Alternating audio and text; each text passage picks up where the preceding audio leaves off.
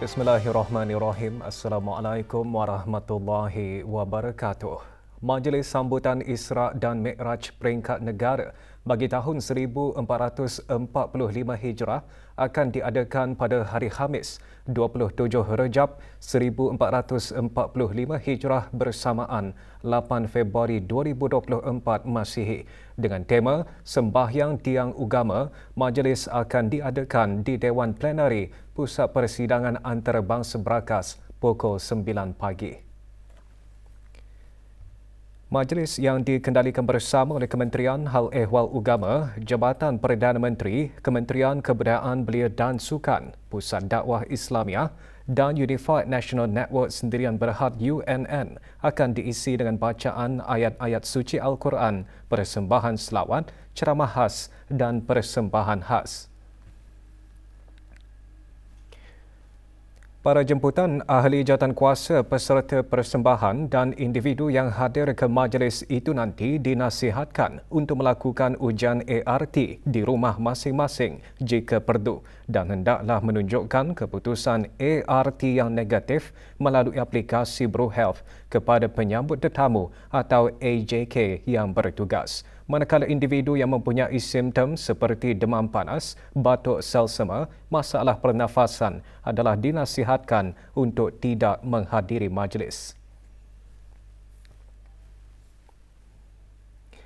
Kira-kira 47 kes baharu bagi setiap 100,000 remaja setiap tahun dikenal pasti mempunyai skoliosis, iaitu keadaan yang dicirikan oleh kelengkungan tulang belakang yang tidak normal dan ia hampir 4 kali ganda dihidapi oleh remaja perempuan berbanding lelaki. Menurut Menteri Kesihatan, majoriti pesakit tidak melaporkan sebarang simptom semasa sesi konsultasi dan kebanyakan mereka tidak memerlukan pembedahan. Justru penjagaan dalam aspek psikososial pesakit dengan skoliosis sama pentingnya dengan kesejahteraan mereka, berucap semasa perasmian Minggu Skoliosis 2024 Yang Berhormat Datuk Seri Setia Dr. Awang Haji Muhammad Hisham bin Haji Jaafar yang juga pengerusi Lembaga Pengarah Pantai Jerudong Specialist Center PJSC turut mengkongsikan sejak Mac 2019, 85 kes skoliosis idiopatik telah berjaya dilakukan di PJSC dengan pembetulan skoliosis yang optimum tanpa sebarang komplikasi kekal. Patients stay at an average of 3 to 4 days after surgery, and some even go home as early as 2 days post-surgery. Moreover, patients and parents' satisfaction with their management have been very good. All of them have returned to full activities, including sports, which usually occurs 6 to 12 months after surgery. This is a testament to the good work that can be achieved with a holistic, team-based, multidisciplinary approach towards patient care.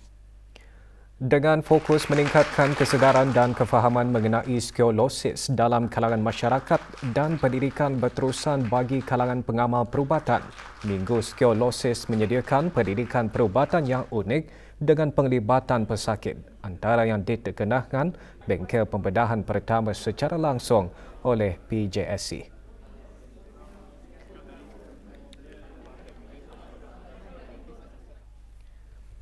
Sementara itu, program bengkel dan pembedahan skoliosis sebahagian daripada Minggu Skoliosis. Program 4 hari itu memberi peluang kepada para peserta untuk mempelajari perkara dan latihan baharu serta teknik lain dalam menangani pesakit skoliosis. Bengkel yang dihadiri oleh 12 doktor pakar dari negara Brunei Darussalam, Filipina dan Malaysia memberikan pemahaman mengenai peralatan dan kemahiran di sebalik pembedahan skoliosis. The highlight of this workshop is to showcase our capabilities that we are able to manage these patients here, and at the same time we have to pay it forward as well. We have to what we have experienced, what we have learned, we have to teach other people to be able to do the best practices for scoliosis. Tabung Kemanusiaan Rakyat Palestin di Gaza 2023 menerima sumbangan berjumlah RM7,985.12 daripada 4 buah agensi. Penyerahan sumbangan berlangsung di Kementerian Kebudayaan, Belia dan Sukan. Sumbangan diterima oleh Yang Berhormat Dato' Seri Setia Awang Haji Nazmi bin Haji Muhammad, Menteri Kebudayaan, Belia dan Sukan.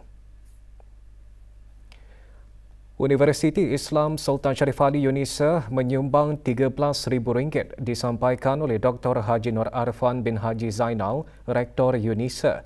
Universiti Brunei Darussalam UBD menyumbangkan RM11,000 diserahkan oleh Dr. Hazri bin Haji Kifli, Naib Chancellor UBD. Sementara Persatuan Kami Prihatin We Care menyumbangkan RM26,000 disampaikan oleh Presidennya Awang Muhammad Samira Razin bin Abdullah Sambut, dan Majlis Kesejahteraan Masyarakat MKM menyumbangkan RM20,985.12 disampaikan oleh Awang Muhammad Yusof Syai bin Abdul Halim yang dipertua MKM. Tempoh kutipan Tabung Kemanusiaan Rakyat Palestin di Gaza 2023 dilanjutkan sehingga 18 April 2024 bagi memberi peluang kepada orang ramai untuk meneruskan aktiviti amal dan sumbangan derma kepada rakyat Palestin di Gaza. Dewan Perniagaan Tionghoa Bandar Seri Begawan mengadakan majlis pelantikan dan mengangkat sumpah bagi jawatankuasa Dewan Perniagaan Tionghoa Bandar Seri Begawan ke-43, usahawan belia ke-8 dan usahawan wanita ke-7. Majlis diadakan malam tadi di salah sebuah pusat membeli belah di Manggis. Hadir Yang Berhormat Lau Hau Tek, Ahli Majlis Mesyuarat Negara, pelantikan jawatankuasa baharu menandakan lembaran baharu dalam kepimpinan Dewan Perniagaan Tionghoa dengan matlamat untuk terus menjadi penghubung penting perniagaan antara negara Brunei Darussalam dan diplomatik Kora. Organisasi turut menekankan kepentingan menarik pelaburan langsung asing FDI ke negara ini. Inisiatif ini bukan sahaja menyumbang kepada pertumbuhan ekonomi negara tetapi juga membuka peluang kepada ahli dan perniagaan tempatan. Juga hadir Tuan Yang Terutama Xiao Jianggo, Duta Besar Istimewa dan Mutlak Republik Rakyat China ke negara ini.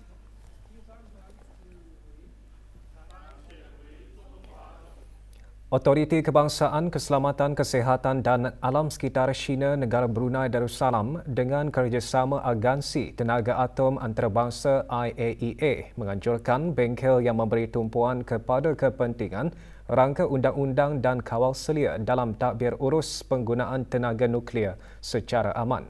Bengkel selama 2 hari itu berlangsung di salah sebuah hotel di Ibu Negara.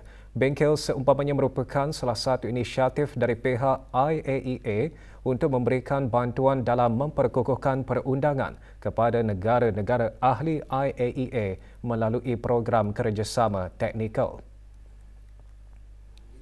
Hadir Datin Paduka Hajah Anifah Rafizah binti Haji Abdul Ghani, Pemangku Setiausaha Tetap Keselamatan dan Undang-Undang di Jabatan Perdana Menteri. Awang Haji Muhammad Yusof bin Haji Muhammad Taufik selaku Pemangku Ketua Pegawai Eksekutif Interim China dalam ucapan perasmiannya menekankan keadaan keselamatan dan langkah-langkah perlindungan yang diperlukan oleh sifat aktiviti nuklear yang unik, memperkenalkan pelbagai kompleksiti kepada sistem kawal selia konvensional. Lebih 40 peserta termasuk wakil daripada agensi kerajaan dan pihak-pihak yang berkepentingan menghadiri bengkel. Bengkel Asas Pemeliharaan Manuskrip dan Proses Penjilidan diadakan sebagai usaha untuk memberi pendedahan, kefahaman, kesedaran serta penyebaran maklumat tentang kerja dan kaedah pemeliharaan kertas manuskrip dan penjilidan. Bengkel dianjurkan oleh Jabatan Muzium-Muzium melalui bahagian pemeliharaan dan pembaikan dan arsip negara Brunei Darussalam. Perasmiannya disempurnakan oleh Dr. Siti Nurhalbi binti Haji Walsal Felah, Pemangku Setiausaha Tetap Kebudayaan, Kementerian Kebudayaan Belia dan Sukan. Dalam ucapan alu-aluan Pengiran Haji Rosli bin Pengiran Haji Halus, pemangku pengarah muzium antara lain menyentuh mengenai faedah bengkel ini kepada para peserta. 45 orang daripada 15 jabatan kerajaan menyertai bengkel yang diadakan selama 5 hari. Pemeliharaan manuskrip ini merupakan satu kepentingan dan keutamaan. Lebih 100 pain darah berjaya dikumpul semasa kempen derma darah sempena sambutan Jubli Perak penubuhan Syarikat Setia Protective Security Services SPSS. Kempen 2 hari diadakan di Pusat Membeli Belah One City.